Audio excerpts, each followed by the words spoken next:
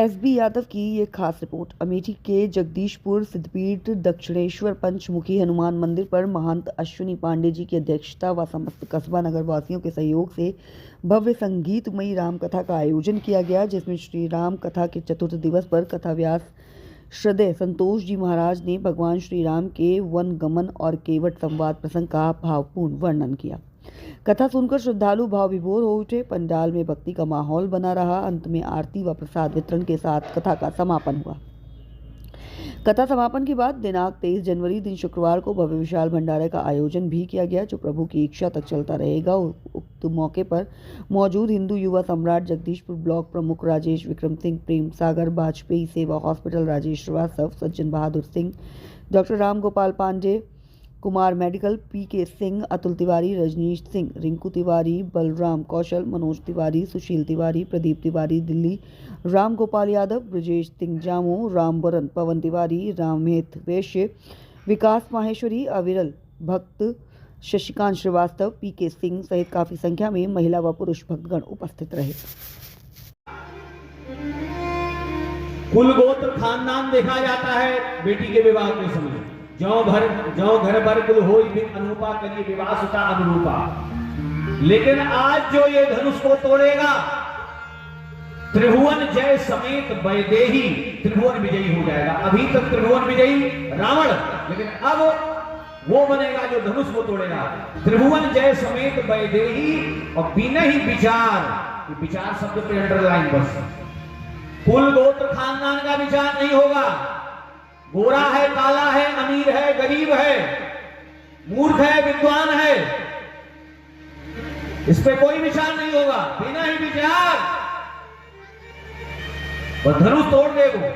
काला, गोरा, अमीर, गरीब, कैसा किसी भी कुल गोत्र खानदान से हो,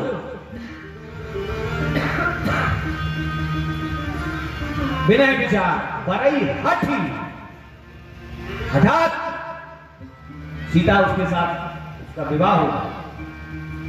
अब ये राजा लोग प्रयास किए, परिकर बांध उठे, अकुलाई चले, इष्ट देव सिर नारे। असफल रहे। 10,000 राजा भी लग गए। भूप साहस चौपाई कई अर्थ हैं। भूप साहस, सहस्रबाहु बाणासुर और 10 यानी दशानन रावण एक साथ लगे। लेकिन जब मानस की चौपाई कह रही है रावण बाण छुआ नहीं चापा, तो ये क्यों सिद्ध कर रहे हैं फिर? हैं? दुराग्रह नहीं करना चाहिए सिद्ध करने के चक्कर में। दुराग्रह, आग्रह नहीं। ये निश्चित है 10,000 राजा लगे। अब ने कहा कैसे लाग गए? गीतावली रामायण में लिखा है दाहिनो दियो पिनाक सहम भयो मनाक। राम जी जब दाहिना माने परिक्रमा लगाए धनुष की, तो ये सहम करके छोटा हो गया। जो धनुष छोटा हो सकता है वो धनुष बड़ा भी हो सकता है। शंकर जी का धनुष है। धनुष व्यक्ति अपने बराबर 3.5 हाथ का होता है, उतने बराबर जो है धनुष बनवाता है। ये शंकर जी का धनुष है। ये वो धनुष है। एक कल्प में भगवान शंकर ने अपने धनुष को रख दिया। बोले राम जी इस कल्प में तुम सेतु निर्माण ना करो, इसी धनुष पे सेना को पार होने दो। अब कितना बड़ा धनुष रहा होगा? 100 योजन का वो समुद्र था, उस पे रख दिया था शंकर जी। ये पद्म पुराण में कथा आई है।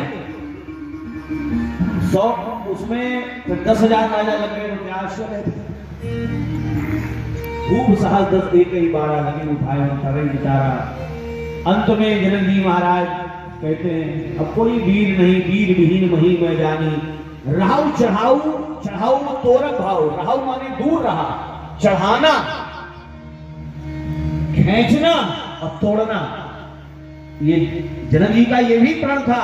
उसको उठाए, प्रत्यंचा डोरी को चढ़ाए, खींचे। इसीलिए राम जी किए सभी, नहीं तो सीधा उसको तोड़ देते थे। क्योंकि जनक जी महाराज की शर्त थी उसको चढ़ाना है, प्रत्यंचा को खींचना है, तब तोड़ना है। तो वही यहां कह रहे हैं राहु चढ़ाऊ तोरक भाई तिल भर भूमि न सके छड़ाई।